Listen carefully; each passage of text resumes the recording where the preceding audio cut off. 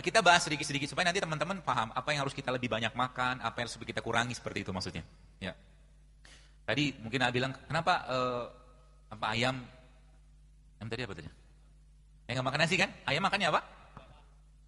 Apa bekatul ya? Sekam itu kan? Nah itu kalau saya disodorin atau saya disajikan sekam atau mungkin sekam sama nasi putih gitu kan, saya akan pilih sekamnya karena lebih banyak serat dan gizinya di sekamnya. Paham ya? Jadi sekali-kali cobalah makan sama ayam. Wah. Kan gitu. Ya. Jadi banyak masalah dalam makanan kita zaman sekarang yang kita nggak sadar. Ya. Kemudian tadi nasi goreng pakai telur nggak? Telur itu protein nggak? Diapain? Digoreng kan, diceplok kan? Protein rusak dengan pemanasan. Jadi yang dimakan apa itu? Bingung kan yang makan apa? Kalori tok gitu kan? Miskin serat, miskin nutrisi, miskin enzim, miskin segala macam. Ujung-ujungnya apa? Gak apa-apa sih. Ujung-ujungnya apa? Tubuh minta istirahat. Semua yang menyebabkan keletihan badan kita, Bapak Ibu sekalian, teman sekalian, maka tubuh pasti akan minta istirahat. Makanya malam dijadikan Allah untuk istirahatnya badan. Ya, malam dijadikan Allah untuk istirahat badan. Maksudnya yang diistirahatkan apa sih? Hormonnya, enzimnya, sistemnya, semua diistirahatkan. Itu sebabnya dalam istilah bahasa Inggris, pagi-pagi itu, ya, pagi-pagi itu kita sarapan. Sarapan dalam bahasa Inggris namanya apa? Breakfast. Fast yang di break. Betul? Ibarat kata buka puasa. Buka puasa, Rasulullah mengajarkan pakai apa? Udah mulai kelihatan dulunya kan? Kita disunahkan, Rasulullah mengajarkan pagi-pagi itu makan buah. Bukan, Quran pun mengatakan seperti itu. Jadi lebih baik pagi-pagi itu supaya badannya pun dalam fase pengeluaran. Pagi-pagi kita buang hajat, buang air besar, buang air kecil seperti itu. Maka pagi-pagi itu yang paling tepat bukan makan bubur ayam, bakwan. Jadi pagi-pagi ngapain? Minum air putih sudah cukup sebenarnya. Anda makan sedikit buah-buahan, ya, dikunyah dengan baik, atau makan kurma sudah cukup pagi-pagi. Dan pagi-pagi juga bukan waktu yang tepat untuk makan karena memang grelin atau hormon lapar itu paling rendah di pagi hari. Jadi kalau orang makan ya pagi hari banyak sama kayak siang pasti ngantuk. Sepertinya ngangguk-ngangguk nih para pelaku-pelakunya. Ya. Jadi kira-kira pagi-pagi cocok makan apa? Kapan mau diubah? Besok. Allah saksinya ya. Ya. Kenapa Anda harus hidup sehat? Kenapa kita harus? Jadi gini, saya sering sampaikan bahwa semua syariat dalam Islam itu menyehatkan semuanya.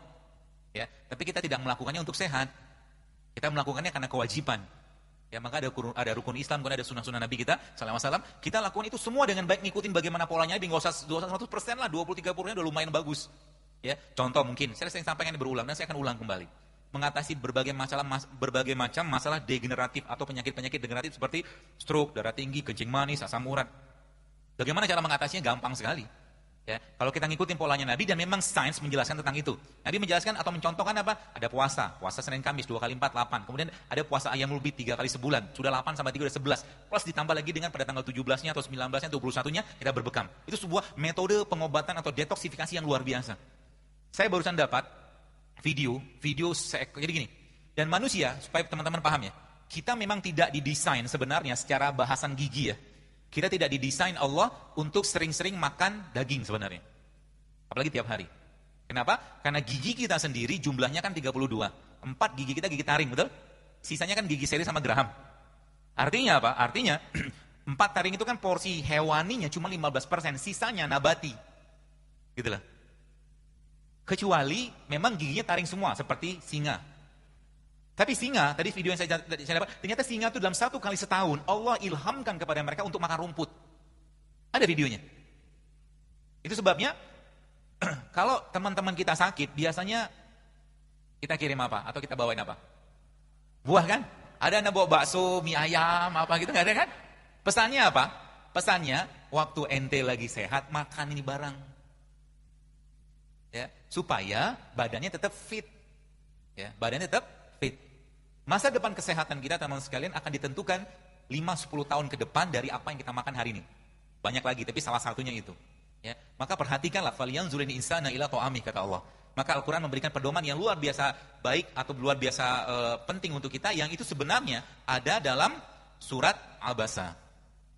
Dalam surat Abasa. Tapi sebelum itu kita perlu tahu juga kira-kira Apa tanda atau tanda-tanda badan kita bermasalah? Ya, badan kita bermasalah, tanda-tandanya banyak. Pertama, bawaannya lemes terus. Ya, bawaannya lemes terus. Kemudian susah turun berat badan. Ya. Kemudian mood swing ini moodnya naik turun. Kalau bahasa kita zaman sekarang baperan. Tanda orang baperan apa? Gampang banget left group. Baru saja dinasihati sedikit, ngomong sedikit, left group. Orang begini Bu, cepat ubanan Pak, Bu. Kenapa? Beban dari dirinya. Maka tadi kalau dari cerita tentang Rasulullah itu ketika beliau meninggal, ya kita baca dalam kitab-kitab tentang sirah beliau itu, ketika beliau ubannya Rasulullah ada yang menyebutkan cuma 3 waktu meninggal, atau ada yang menyebutkan 11, atau ada yang menyebutkan 20. Orang beruban itu, atau orang beruban adalah tanda penuaan. Tanda udah mau mati gitu lah bahasa kita. Kalau udah tahu ubannya udah banyak, ya udahlah, sering-sering ke masjid lah. Gitu. Tapi yang jadi masalah adalah sekarang, baru saja masuk semester 1 kuliah, sudah ubanan. Apa penyebabnya? Stres juga ada, mungkin makanan juga. Setiap makanan yang dimakan yang sudah mengalami pengolahan, dipanaskan berulang, dikasih bahan kimia, bahan tambahan pangan, pasti menyebabkan hilangnya elektron dalam badan kita. Kita sebut dengan missing elektron. Jadi kalau teman-teman mau nyobain, ya kalau mau sih, coba trial gitu kan. Jadi ada satu orang yang, kalau teman-teman lihat di YouTube ada satu orang Amerika yang nyobain makan fast food. Film dokumenternya judulnya Super Size Me. Jadi selama 1 bulan dia makan fast food. Gak usah sebutkan mereknya apa. Dan selama 9 bulan ke depan, dia harus mendetok badannya dengan keluhan bahkan penyakit hampir 90 jenis penyakit. Ya, seperti itu. Ya, yang akhirnya dia bisa kembali, tapi itu butuh waktu yang lama. Jadi kalau Anda, ya kalau teman-teman di sini pikirkan baik-baik, kita tuh bersyukur banget Allah ciptakan kita dari tanah. Ya. Dalam surat Al-Mu'minun Allah katakan walaqad khalaqnal insana fi ahsani taqwim. Allah walaqad khalaqnal insana min sulalatin min tin. Dan kami ciptakan manusia dari saripati tanah. Kenapa tanah? Karena tanah itu sifatnya nyerap dulu. Dia nggak langsung Dia nggak langsung seperti air. Kalau air itu kan langsung larut. Jadi kalau misalkan Anda tiap hari pengen nyampah nggak apa-apa. Nyampah itu makan yang nggak sehat, bahasa saya gitu aja. Tapi ingat, dia akan terserap sampai akhirnya sebelum penyakit itu datang, ya, dia ngasih sign dulu. Sign-nya berupa apa? Keluhan. Jadi saya sebutkan tadi ada mood swing, kemudian bawaannya marah terus, kemudian cemas nggak jelas, kemudian sensitif dengan makanan tertentu. Kalau dulu Anda bisa makan telur, sekarang nggak bisa makan telur, ada yang nggak beres dengan perutnya. Kalau dulu bisa makan udang, sekarang nggak bisa, ada yang nggak beres dengan perutnya. Kalau dulunya bisa makan katakanlah makanan-makanan yang sifatnya makanan alami gitu kan, sekarang nggak bisa, ada yang nggak beres.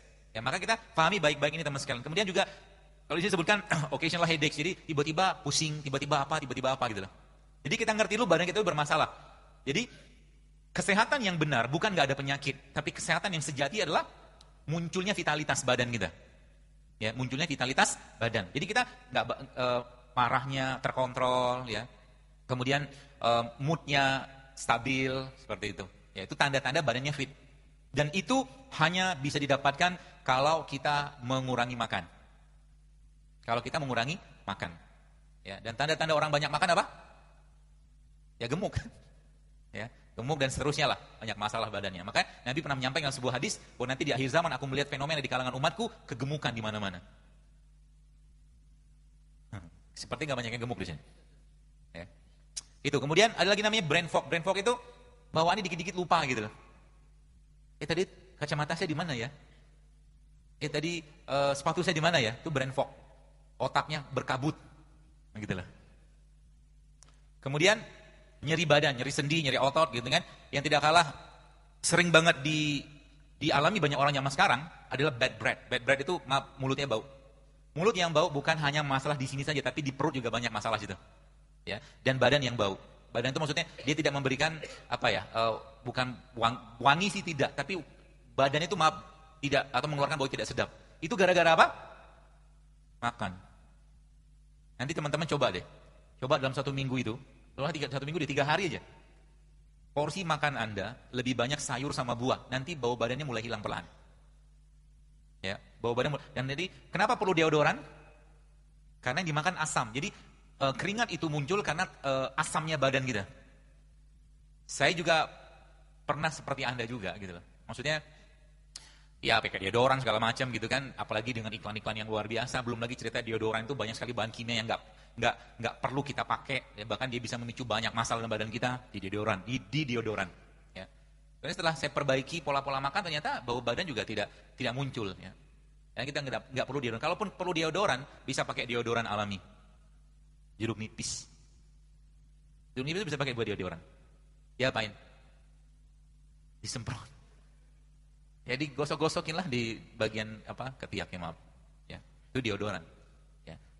Asal jangan makan yang asam-asam. Contoh yang asam apa? Tepung, minyak, nasi, gula. Makanan tiap hari kan? Jengkol apalagi mah. Jadi makan makanan asam seperti itu akan memudahkan badan kita untuk dihinggapi penyakit. Ya. Kemudian urin, ya urin yang warnanya keruh atau mungkin terlalu kuning.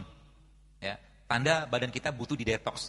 Maka mendetoks badan kita yang paling gampang sebenarnya kalau kita menggunakan apa yang Allah ciptakan di atas muka bumi, menggunakan air kelapa. Air kelapa itu teman-teman sebagian sudah saya share juga di Instagram juga. Salah satu yang terbaik yang kita bisa gunakan untuk detoks adalah air kelapa yang dagingnya masih ingusan. Ya, yang halus banget itu.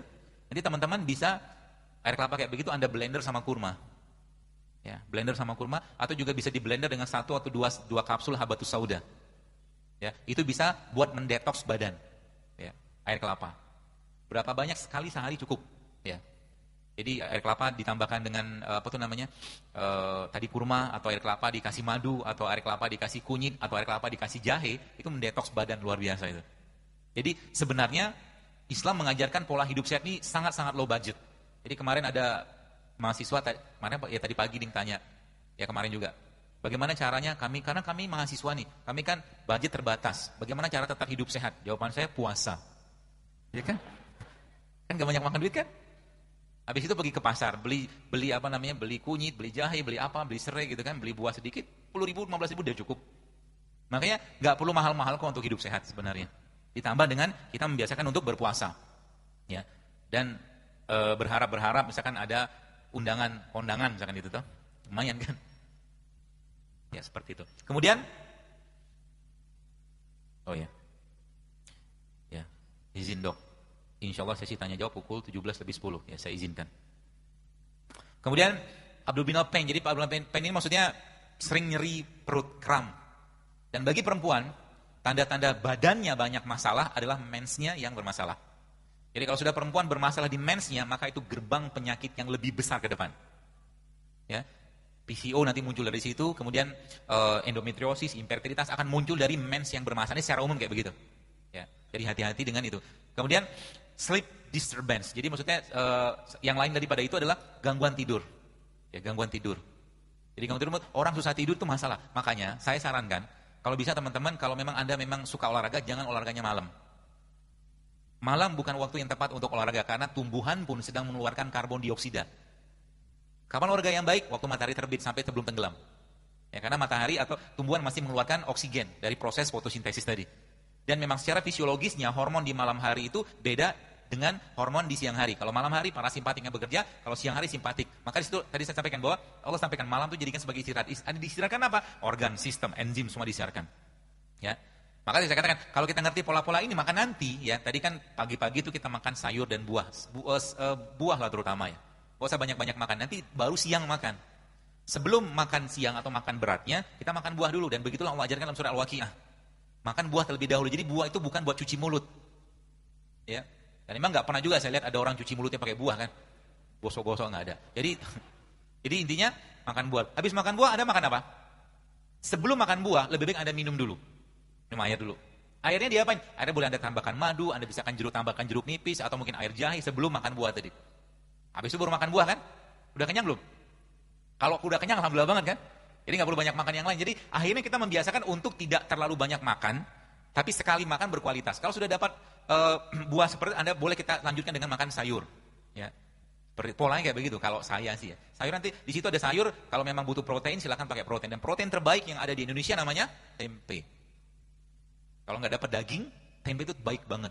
Bahkan nanti sekarang saya nggak ada demonya. Kadang-kadang tadi di masjid di mana tadi?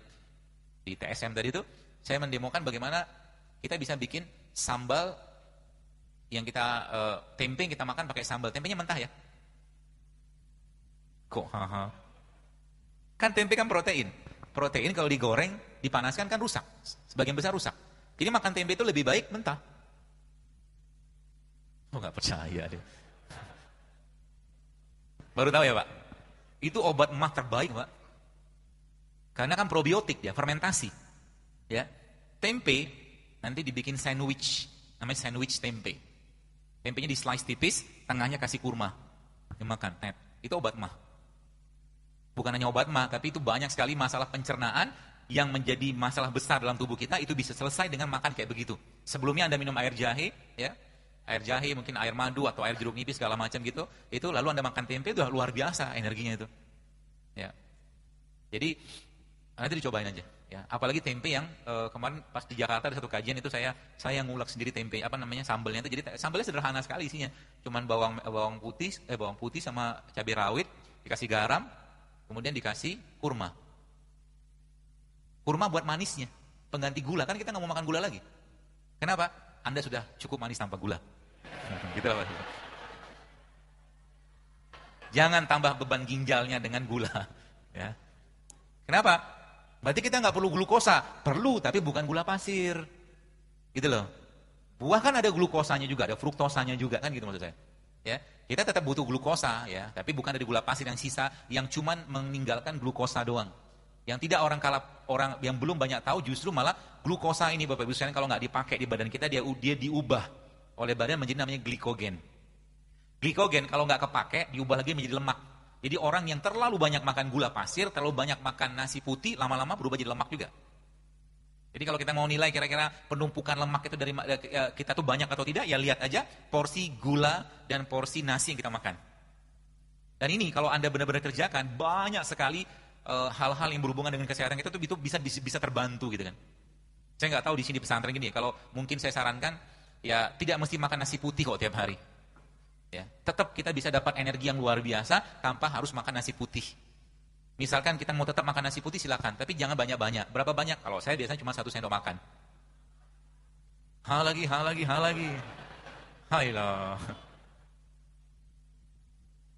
Seperti kaget banget. Anda tetap bisa hidup tanpa nasi, percayalah saya. Saya kadang-kadang bisa seminggu nggak makan nasi. Kadang-kadang saya bisa nggak makan sampai 20 jam, tapi minum aja. Karena saya ngerti bahwa ternyata ketika tubuh kita tuh dibiasakan lapar, jadi gini. Saya coba tunjukkan sebuah slide supaya teman-teman paham. Jadi nanti lama-lama kita nggak perlu banyak makan, tapi sekali makan tuh berkualitas. Jadi gini, ada namanya model kompartemen. Jadi ketika kalori masuk nggak kepake, glukosa gitu kan, dia diubah jadi glikogen. Glikogen nggak kepake, dia disimpan jadi body fat. Jadi sekarang kalau Anda mau mengakses body fatnya, jangan masukin kalori. Dokter kok mirip keto, mirip, tapi saya tidak mengatakan ini keto banget karena saya ubah. Jadi tetap kita butuh glukosa kalau saya. Ya, glukosa yang kompleks bukan simplek kalau saya. Kalau kayak gula pasir itu kan glukosa yang simple. Ya, itu justru memberatkan badan kita. Jadi caranya gimana supaya bisa dibongkar? Ya jangan atau berikan kesempatan badan kita untuk membongkarnya dengan cara apa? Jangan lagi memasukkan makanan-makanan yang bisa mengubah glukosanya menjadi glikogen bahkan sampai lemak. Maksudnya gimana? Apa contoh makanan atau minuman yang hampir-hampir nggak ada kalori? Contohnya apa? Air putih kan? Kan air putih. Terus tanda badan kita tuh sudah banyak banget timbunan body fatnya atau lemaknya dari mana? Pegang aja pinggangnya. Kalau pinggangnya banyak lipetan, itu banyak body fat yang tersimpan gak kepake. Artinya, ibu-ibu juga sama. Ya, bapak-bapak lagi kan. Artinya, apa tuh namanya? Banyak timbunan energi yang gak kepake. Jadi, saya waktu baca sebuah tulisan gitu kan, tapi ini bukan penelitian tapi tulisan lah, seseorang dokter juga dia katakan, ketika seseorang membiasakan lapar sampai 20 jam, artinya dia gak makan, tapi minum iya ya. Jadi minum kopi boleh gak? Boleh, tapi kopi pahit. Dia minum air putih atau teh hijau seperti itu, atau makan-makan yang rendah kalori gitu, maka di 20 jam tubuhnya akan menjadi mesin pembakar lemak yang luar biasa. Ya. Maka Islam memberikan petunjuk atau Allah memberikan petunjuk kepada kita, salah satu cara terbaik untuk membersihkan badan itu ya melaparkan diri sebenarnya. Ya, dan lapar itu sebenarnya bukan sensasi yang ada di perut tapi di sini. Kita mengendalikan. Jadi kalau kita sudah bisa mengendalikan lapar, maka kita bisa banyak mengendalikan hal-hal yang lain. Nanti kalau Bapak Ibu kondangan, kan banyak makanan tuh. Dari rumah sudah komitmen. Melatih diri judulnya kan. Sampai di sana, salaman lah sama pengantin, doakan seperti itu. Lalu Anda makan buah, minum air putih, pulang. Tuh katanya mau melatih lapar. Hah? Habis pulang dia nyari bakso apa gitu. Sama aja bohong. Hidup sehat tuh Pak Bu, kalau Anda tidak merasakan nikmatnya, Anda tidak akan mau mengerjakannya. Sama kayak orang pergi umroh atau haji. Orang udah tahu nikmatnya, orang pengen lagi gitu loh.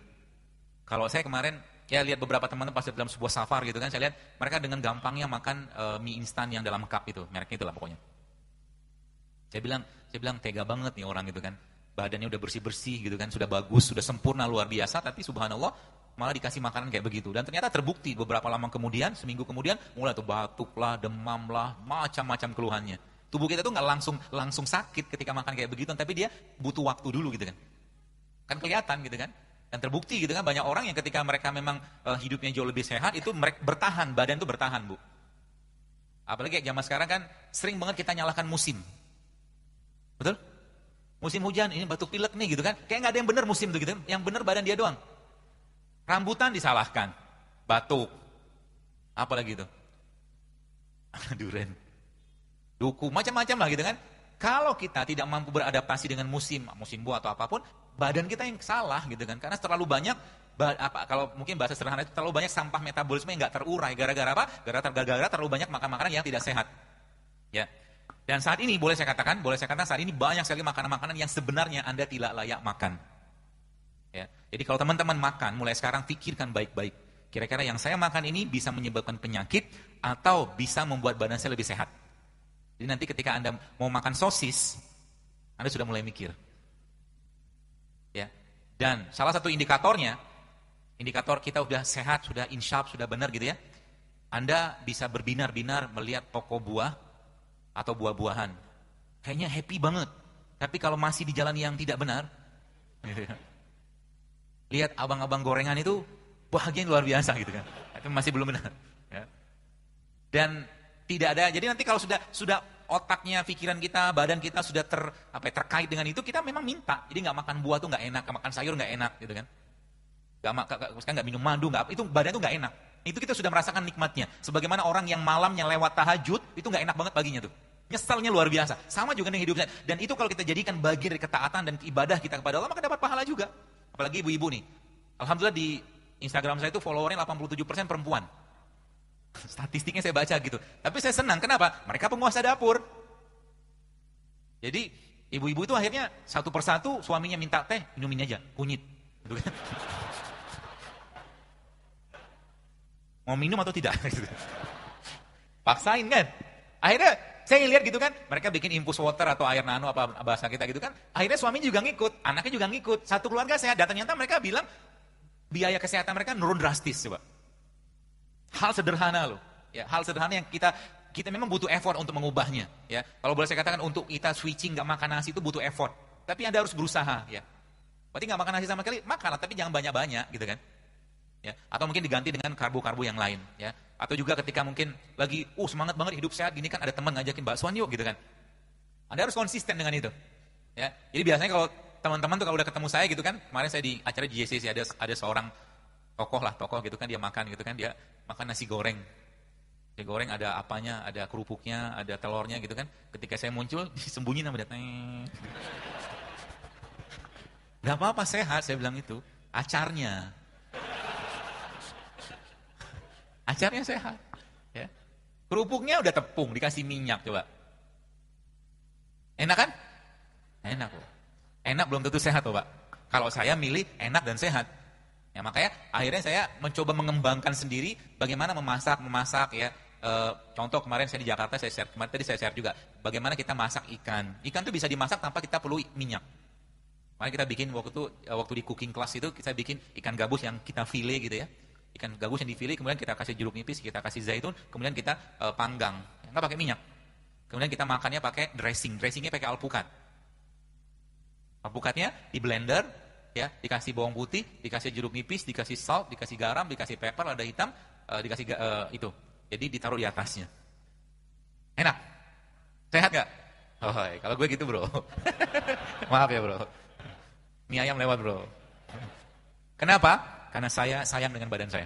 Saya tidak mau akhir kehidupan saya nyusahin keluarga. Saya tidak mau akhir kehidupan saya, kalaulah kita, na'udzubillah min dzalik, kena penyakit yang akhirnya keluarga kita sibuk ngurusin kita gitu loh. Padahal itu kita bisa ubah dengan sedikit mengubah isi piring Pak Bu. sedikit mau berusaha ya untuk menciptakan habit atau kebiasaan-kebiasaan yang baik dalam makanan. Karena kata kunci di makanan. Anda pergi ke gym, ada mungkin fitness segala macam, tanya sama personal trainer, 80% badan kita itu dibentuk gimana? Makanan. Hanya 20% exercise-nya. Betul? Bagaimana mau sehat kalau seandainya isi piringnya, isi gelasnya, katakanlah belum menunjukkan sesuatu yang bisa menyenangkan badan kita. Maka di situ kita belajar ada enzim, ada probiotik, ada prebiotik, gitu kan? Misalkan kurma itu prebiotik. Maka Nabi katakan di samping memang prebiotik terbaik itu kurma merupakan salah satu makanan yang namanya resistant starch. Resistant starch itu dia bisa memperbaiki isi usus. Jadi coba rutinkan makan kurma setiap hari, 7 butir saja, minum air hangat, kurangi makanan-makanan yang tidak sehat, nanti seminggu kemudian Anda akan rasakan badan lebih baik. Hanya makan kurma doang loh. Itu dahsyatnya, maksudnya Allah tuh begitu luar biasanya. Kemudian kita di Indonesia kaya dengan rimpang-rimpangan, ada kunyit, ada kencur, ada temulawak, lengkuas seperti itu. Itu luar biasa loh.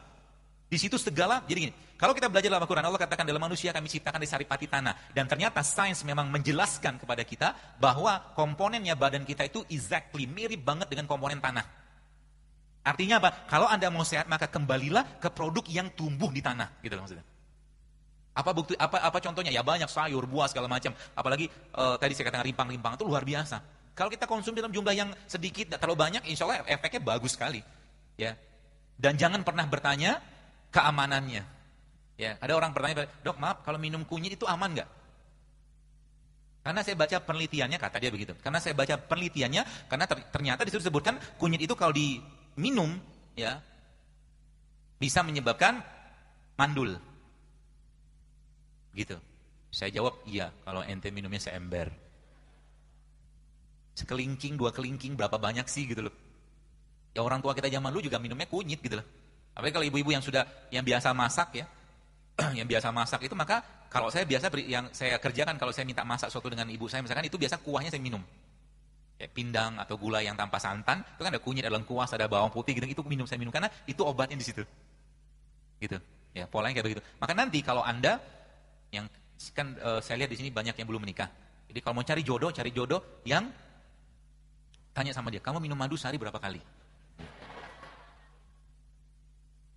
Kan pernikahan kan ingin menghasilkan keturunan, betul nggak? Dan sekarang gimana mau menghasilkan keturunan yang baik, katakanlah berkualitas peradaban Islam, kalau seandainya makannya bermasalah? Karena apa yang kita makan akan membentuk gen. Ya, apa yang kita makan akan membentuk gen. Kalau tiap hari dimakan bubur ayam kerupuk, nanti mental juga mental kerupuk. Serius, saya nggak bercanda ini.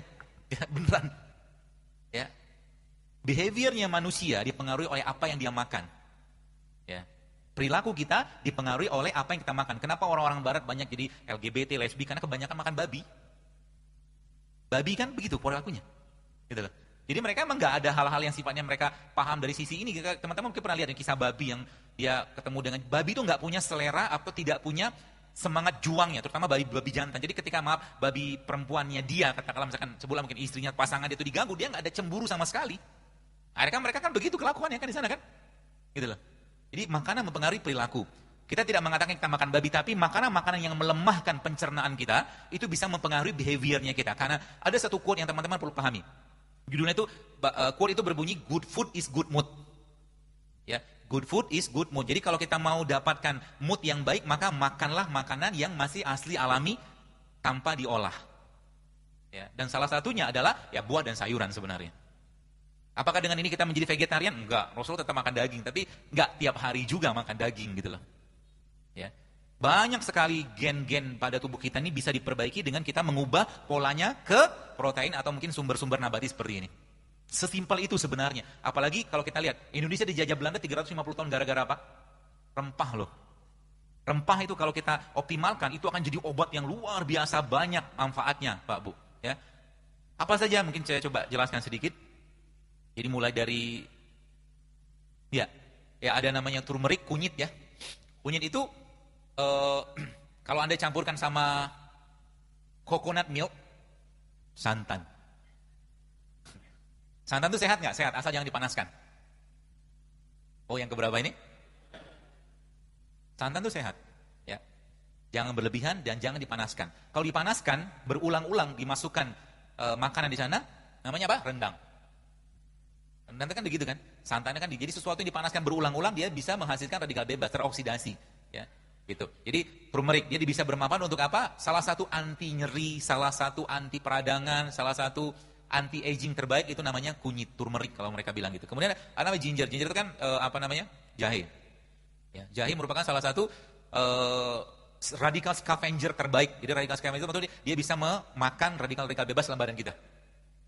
Coba. Begini ini kan luar biasa loh. Ini baru jahe. Kemudian apalagi pepper. Pepper itu kayak semacam cabai lah ya. Cabai. Kemudian cinnamon. Cinnamon salah satu tumbuhan atau produk ciptaan Allah yang terbaik untuk memperbaiki masalah ginjal pankreas. Dan Indonesia, terutama di daerah Kerinci, di Jambi, Provinsi Jambi itu, dia merupakan salah satu produksi atau produsen kayu manis yang terbaik. Kayu manis diketemukan dengan nanas, itu efeknya luar biasa. Ya, jadi ketika kita mengcombine kayak begitu, contoh misalkan, saya pernah share waktu itu, bonggolnya nanas. Jadi bonggolnya nanas itu yang bagian tengahnya itu kalau teman-teman blender sama habatus sauda, ya dia akan jadi minuman gitu kan. Nah itu bisa digunakan untuk orang-orang yang sinusitis. Bonggolnya nanas. Ya. Jadi banyak sekali manfaatnya ya nanas itu. Kemudian black pepper. Black pepper ini kan lada hitam, ya. Coba mulai tehnya kita hari-hari itu diganti dengan teh bumbu. Jadi pagi-pagi itu Anda bikin teh kayu manis. Jadi mau air panas gitu ya. Kasih masukin kayu manis, nanti kasih madu sedikit nggak apa-apa. Nggak minum pakai madu pun nggak apa-apa. Kita mulai membiasakan untuk tidak mendapatkan manis ketika minum. Nanti manisnya dari mana? Dari buah atau dari madu terpisah. Tapi kalau kita pengen madu silakan. Dan jangan pakai gula pasir. Jadi bapak-bapak yang pengen minum kopi, minumlah kopi, tapi jangan pakai gula. Kopinya kopi bubuk tapi bukan kopi saset. Karena kopi salah satu fat burner. Kopi merupakan salah satu pembakar lemak yang baik. Ya, tapi jangan pakai gula. Dan setiap orang itu punya karakter beda-beda. Kalau saya biasanya mood booster mineral saya, mood booster. Jadi kalau saya pengen punya ide tertentu, itu biasanya saya minum kopi sama coklat.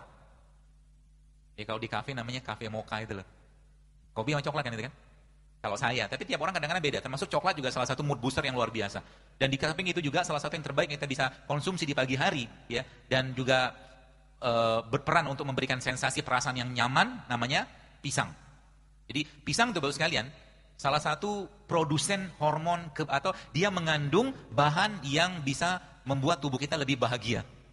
Karena pisang di dagingnya pisang itu, terutama pisang-pisang yang sudah ada patch, sudah ada titik-titik hitam itu, dia tinggi sekali kandungan hormon kebahagiaannya. Bahan bakunya, maaf. Jadi kalau Anda mau makan pisang, cari pisang yang sudah titik-titik itu. Ya, kalau nggak ketemu itu, yang tidak kalah tingginya pada pisang yang menjadi bahan baku hormon kebahagiaan itu namanya serotonin tadi, itu ada di kulitnya. Jadi kulit pisang itu juga mengandung bahan baku hormon. Jadi kalau bapak-bapak pengen makan pisang, makan sama kulit. Kalau susah di blender aja. Di blender kasih kurma sedikit, jadi deh smoothies pisang. Itu nikmat sekali dibikin. Kalau secara teorinya bisa bikin happy karena dia mengandung serotonin sangat tinggi. Luar biasa kan? Jadi setiap perubahan rasa, warna, bentuk pada buah itu beda fungsi semua. Kurma, ada kurma yang masih basah, yang masih mengkal itu agak keras itu. Itu ada sepetnya, ada manisnya, ya.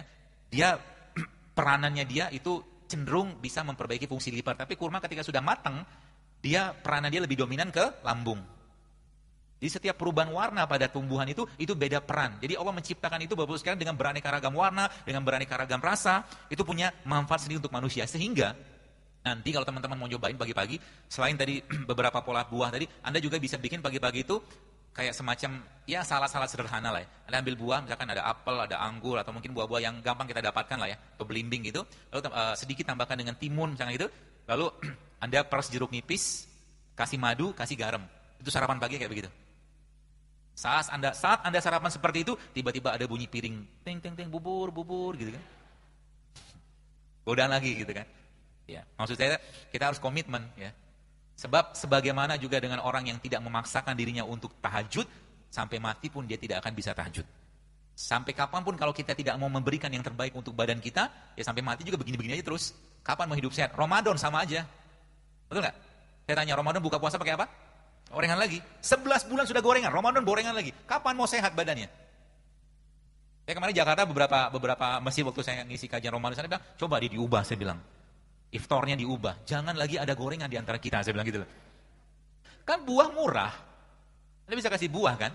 Ya, kita kasih buah atau mungkin kasih air infus atau air madu macam-macam. Apalagi Ramadan tuh bulan kurma yang berlimpah luar biasa. Kita bisa bikin air rendaman kurma daripada ngasih teh, lebih baik ngasih air rendaman kurma atau air infusan kurma. Kalau saya berpikir seperti kenapa? Sudah 11 bulan nyampah, 1 bulan nyampah lagi gitu. Kapan mau sehatnya? Gitu loh. Sampai kapan maksudnya kita mau punya badan begini-begini terus gitu loh. Penyakit nggak hilang-hilang, mah nggak hilang-hilang, batuk pilek sering, musim sedikit musim sedikit pergantian kita udah sakit gitu loh. Maksud saya, mari kita hargai badan kita nih Bu sekalian. Ya, mari kita berikan yang terbaik kepada badan kita, ya. Salah satu yang terbaik adalah kita bersedekah yang terbaik. Jadi, sedekah adalah salah satu cara untuk sedekah yang terbaik kepada keluarga. Tapi yang tidak kalah menariknya, ternyata Rasul menyebutkan bahwa sedekah yang tidak kalah penting adalah bersedekah pada diri kita sendiri. Jadi, ketika Anda makan yang sehat, Anda sedang bersedekah pada diri Anda. Jadi ketika kita makan buah, makan sayur, atau mungkin yang sehat-sehat seperti itu tuh, maka insya Allah itu dinilai Allah dalam rangka kalau kita niatkan sebagai bentuk menjaga badan, bersyukur pada Allah, maka itu dapat pahala. Ya, ibu-ibu di rumah mungkin mulai mengganti, jadi isi kulkasnya coba diperbaiki. Ya, kalau saya biasanya memang di rumah isi kulkasnya banyakkan sayur sama buah, jadi nggak ada pilihan lain.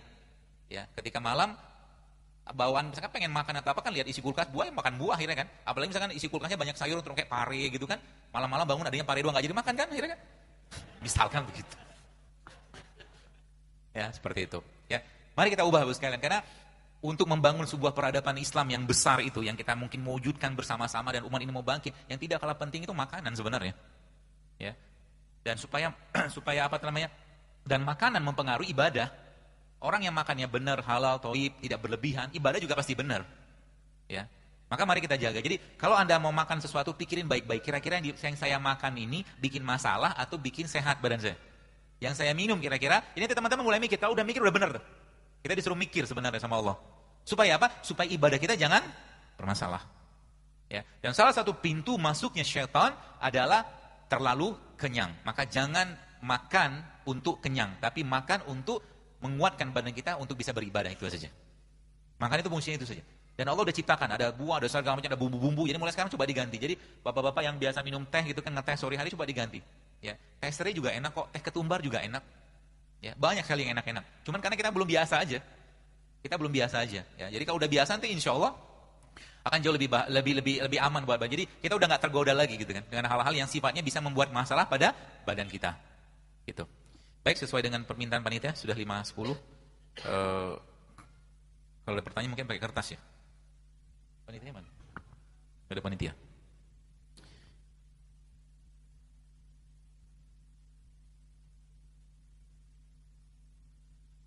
Bagaimana cara menormalkan kembali menstruasi? Saya menstruasi terlalu lama atau 2 hari bersih lalu datang lagi sebelum KKN, menstruasi saya normal, tapi setelah KKN jadi lama. Stres mungkin karena KKN ya. Ya. Memang menstruasi seperti itu, pengaruhnya ke pikiran juga. Ya. Dan ada caranya sih, maksudnya kalau mau cara atau mungkin dibikin polanya ya salah satunya dengan berbekam. Berbekam itu juga salah satu cara untuk memperbaiki metabolisme badan kita. Ya, coba dirutinkan berbekam dan Mbak atau ukhti ini mungkin coba mulai mengkonsumsi ya tadi yang saya bilang air kelapa sama habatus sauda itu di blender. Ya, itu juga bisa digunakan untuk memperbaiki metabolisme atau mungkin siklus menstruasi. Saya mau nanya bagaimana cara menyehatkan fungsi liver. Lidah saya putih berigi-rigi di ujungnya katanya di livernya terganggu. Kalau saya sih polanya yang semudah-mudahnya aja. Jadi memang tidak mutlak bisa diterapkan, tapi teman-teman bisa pakai. Liver kalau bermasalah di badan kita biasanya muncul keluhan atau muncul satu tanda dalam badan kita namanya jaundice atau kuning. Ya, kekuningan, ikterik kalau dalam bahasa medisnya.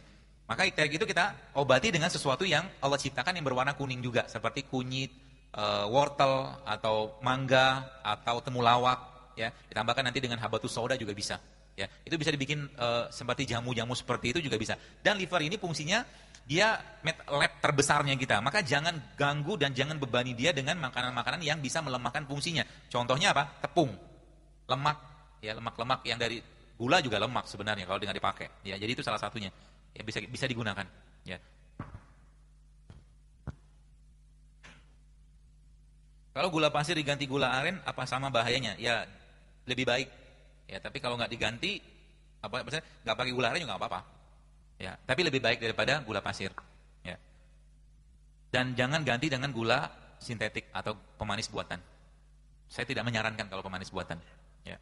Kalau mau ganti gula aren silakan, atau mungkin madu lebih baik ya. Atau kalau mungkin gula kelapa atau gula singkong juga bisa.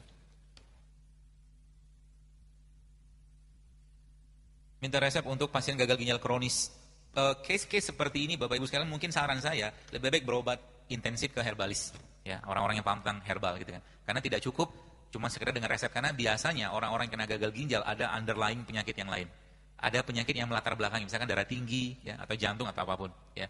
Kalau cuma sekedar ngasih resep ya bisa aja, cuma saya nggak tahu kan ini harus dipantau ya. Kalau orang gagal ginjal itu biasanya urium, kreatininnya ya. Jadi saran saya mungkin coba di Bandung ini kan banyak nih teman-teman yang sudah buka klinik herbal, tapi yang sudah senior sih ya, yang bisa menterapi seperti itu. Bukan kamu jawab, tapi nanti malah tidak efektif. Bagaimana memilih atau mencari buah yang tidak baik? Mencari buah yang tidak baik. Maksudnya apa? Oleh buah yang baik kali ya? Ya sebisa mungkin kalau buahnya itu buah lokal lebih baik sebenarnya. Ya. Kan kalau apel ya, apel itu kan ada lilinnya, ada waxnya kan. Kalau manggis kan nggak ada. Apel juga kemungkinan dia disemprot juga. Anggur apalagi. Jadi kita coba cari buah-buahan lokal yang tumbuh alami tanpa perlakuan kimia. Banyak kok. Belimbing biasa tumbuh sendiri tuh. Pepaya sebagian ya, pepaya kampung kalau bahasa saya. Kemudian pisang juga tumbuh sendiri ya. Biasa tanpa ada intervensi kimia ya, seperti itu. Kalau memang terpaksa atau memang adanya buah seperti itu ya harus dicuci dulu, karena bahan kimia, pestisida pada buah-buahan atau sayuran tidak bisa hilang dengan pencucian air biasa. Dia lengket. Anda minimal harus cuci pakai air baking soda ya, atau mungkin air alkali yang pH tinggi ya, seperti itu. Atau minimal pakai air garam. Kalau makan Kalau makan buah jadi sering buang angin. Ya bisa diimbangi dengan makan yang hangat seperti jahe. Ya, jadi kalau Anda sering buang angin ya Anda minum yang hangat-hangat juga ya, karena beberapa herbal bersifat untuk membuangnya seperti jahe, kayu manis, cangkeh, ya, bunga lawang itu juga bisa dipakai. Wih, banyaknya.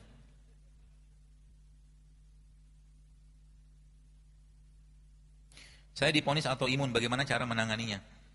Ya, pengalaman saya mungkin bisa dicoba. Ya, mudah-mudahan Allah sembuhkan. Salah satu yang saya biasa sarankan bagi orang-orang atau penderita autoimun itu minum rebusan serai ya, Bu. Serai. Ya. Oh, jadi bingung. Mendadak sedih saya. Ya, rebusan serai itu juga bisa kita pakai untuk jadi orang-orang autoimun. Ya. Kira-kira cara mengolah daging agar tetap sehat, namun rasanya tetap ada? Tanya koki lah. Bisa kok, maksudnya di bake di oven, ya di oven kan bisa. Jadi daging itu Anda bumbuin, ditunggu sekian lama. Ibu boleh paham beginian sebenarnya. Gak mesti digoreng, maksudnya gak mesti kita pakai minyak.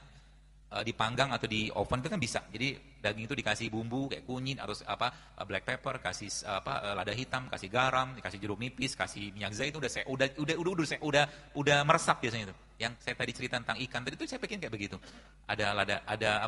Garamnya, ada lada hitamnya, ada jeruk nipisnya, ada minyak zaitunnya. Itu diubek-ubek aja, tunggu sebentar sampai dia meresap. Habis itu kita masukin kayak teflon gitu, seperti itulah. Ya, dibolak-balik matang juga dia dan tetap rasanya tetap enak dan tetap sehat ya.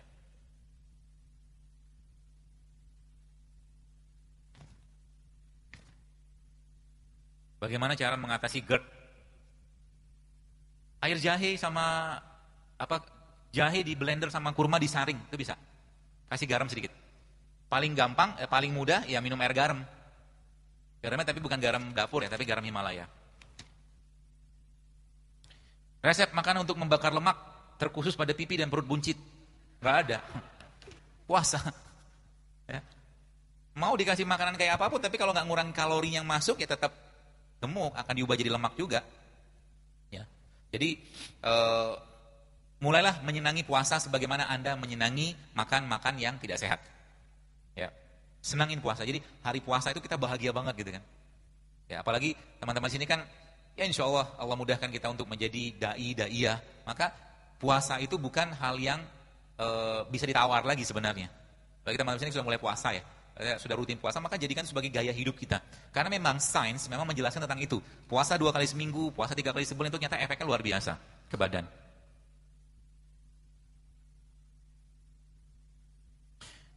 Saya ingin menanyakan masalah Total daily, ya ini lebih detail. Memang ada kebutuhan kalori tiap orang tuh beda-beda sesuai jenis aktivitas, jenis kelamin ya. Tapi kalau kita mau dalam kondisi seperti sekarang seperti ini kita kita mau hitung satu-satu repot ya. Itu sebabnya saya menggunakan konsepnya apa? Konsep yang saya pakai biasanya ya kita makan ya sesuai dengan pola makanan Nabi saja. Tidak ada bejana lebih buruk dari perut kalian kata Nabi gitu kan. Artinya apa? Kita dilarang makan berlebihan. Sehingga Nabi katakan apa? Kalaulah kalian ingin makan lebih banyak lagi, maka sepertiga makan, sepertiga minum, sepertiga udara. Itu dihitung nggak berapa kalorinya? Enggak. Ya. Sebab kalau dalam kondisi masalah ini kita mau hitung, satu hari kebutuhan kalori orang normal standar 2000 sampai 2200. Repot kita mau hitung satu-satu nggak kelar. Ya. Jadi kita sendiri yang men-set badan atau pikiran kita, kalau lapar ya makan. Nggak perlu makan, jangan makan. Itu aja sebenarnya. Masalah kesehatan kita zaman sekarang muncul gara-gara apa? Gara-gara dikit-dikit makan. Itu aja sebenarnya. Itu mau dihitung kalori kayak apa? Sekarang teman-teman pernah ngitung kalori nggak? Katakanlah katakanlah bungkus kerupuk itu berapa kalori? Banyak loh, itu bukannya kalori, sudah kalorinya banyak, miskin serat, miskin gizi coba. Miskin bahan-bahan nutrisi yang lain. Itu kita kadang-kadang nggak hitung gitu. Makanya saya katakan kalau pakai polanya Nabi ya kita makan secukupnya, gak usah kenyang-kenyang banget, ada airnya, ada minumnya, ada makannya, ada udaranya gitu. Sebab kalau orang-orang yang ngitung benar-benar ya repot. Kalau saya sih repot sendiri, kecuali memang Anda punya target diet. Dan tadi benar kata A, ya, bahwa memang the true health, kesehatan yang sejati itu bukan nggak ada penyakit, tapi munculnya vitalitas. Kalau saya ngikut BMI, kurus banget saya. Kurus banget. Saya harus menurunkan badan sampai 77 kilo. Kurus banget. Jadi saya punya standar sendiri dalam badan saya gitu loh. Nggak mesti ngikut di sana. Yang penting mungkin kita punya lemak total kita tidak terlalu berlebihan ya, atau mungkin lemak visceralnya tidak terlalu berlebihan, itu bisa diukur semua.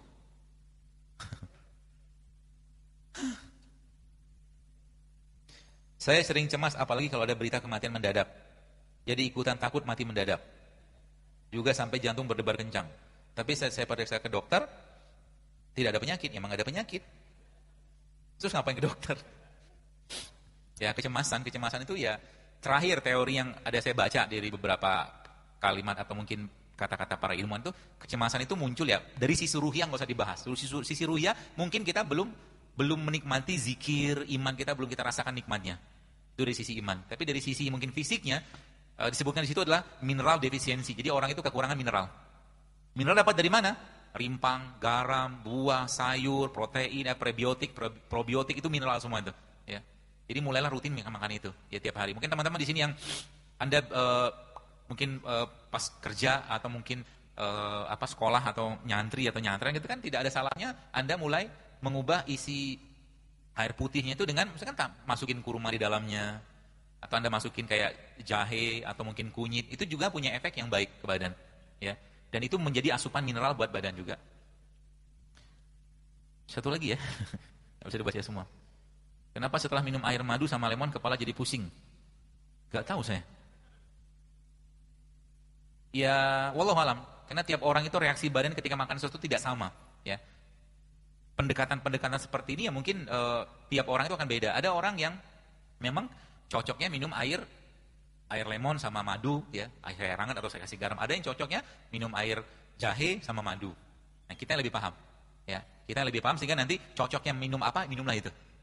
Banyak orang tanya, kenapa saya setelah minum ini saya jadi gelingan segala macam? Ya enggak usah minum kalau gitu. Cari yang lain yang lebih aman. Cari yang lain yang lebih tidak mengganggu badan kita ya. Saran saya begitu. Terakhir ya. Nambah lagi.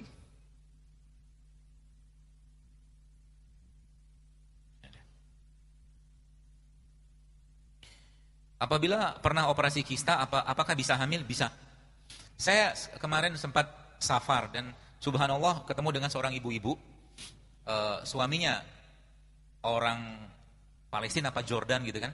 Dan ceritanya di ibunya orang Indonesia. Kemudian dia cerita ke saya, sekitar 3 tahun yang lalu, ya belum lah 3 tahun lalu, 1 tahun yang lalu itu dia sempat periksa ke dokter, dan dokter bilang sama dia bahwa Anda tidak bisa hamil gitu kan. Kata dokternya begitu. Subhanallah, akhirnya ya kuasa Allah, dia sempat baca tulisan saya di feed di Instagram, dan dia coba praktekkan beberapa yang saya sampaikan di sana. Kemarin dia datang ke saya sudah bawa anak. Gitu loh. Jadi semua tuh maksudnya kalau kita yakin pasti bisa aja lah. Asal apa? Asal kita menyadari bahwa selama ini kita tuh zolim dengan badan kita dengan berbagai macam makanan, minuman yang gak sehat. Sekarang saatnya apa? Banyakin puasa, banyakin makanan yang sehat. Nanti insya Allah akan bisa recovery sendiri dia. Badan kita tuh bisa recovery sendiri insya Allah. Jadi jangan khawatir. Ya. Seperti itu. Baik, saya kira mungkin cukup, sudah hampir 5:30, mudah-mudahan bermanfaat dan semoga apa yang saya sampaikan ini bisa diterapkan. Ini bukan kajian untuk dicatat, tapi diaplikasikan. Ya. Kalau ada beberapa teman-teman yang mungkin belum bisa menerapkan semua, ya nggak apa-apa, pelan-pelan saja. Ya.